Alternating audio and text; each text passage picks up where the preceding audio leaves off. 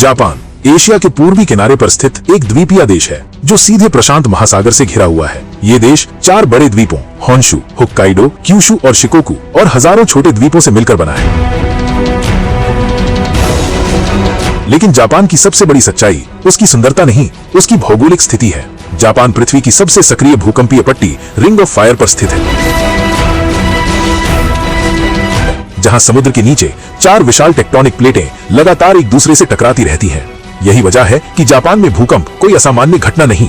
लेकिन 11 मार्च 2011 वो दिन था जब ये भौगोलिक सच्चाई एक राष्ट्रीय त्रासदी बन गई। समुद्र के नीचे आया 9.0 तीव्रता का भूकंप, इतना शक्तिशाली कि पूरी पृथ्वी की धुरी मिलीमीटर के स्तर पर हिल गई। कुछ ही मिनटों में समुद्र का पानी ऊपर उठ खड़ा हुआ और फिर प्रशांत महासागर से सुनामी जापान की ओर बढ़ने लगी। 20 से 30 मीटर ऊंची लहरें तटीय शहरों पर टूट पड़ी, रेलवे लाइनें बह गईं, हाईवे टूट गए, पूरे गांव पानी में गुम हो गए।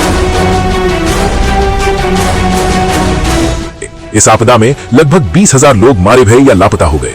हजारों शव कभी मिल ही नहीं सके। 5 लाख से ज्यादा लोग बेघर हो गए, परिवार बिखर गए, बच्चों ने माता पिता खो दिए, बुजुर्ग अकेले रह गए।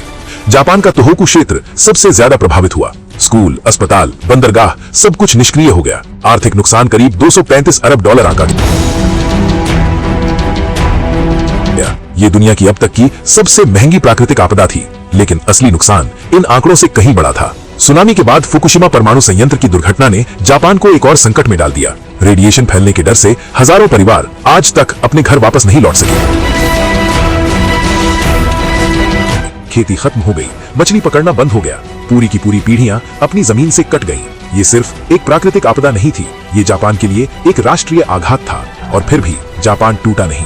जहां ऐसी आपदाओं के बाद दुनिया में अफरा तफरी फैल जाती है, वहां जापान में लोग कतारों में खड़े थे। कोई लूट नहीं, कोई हिंसा नहीं।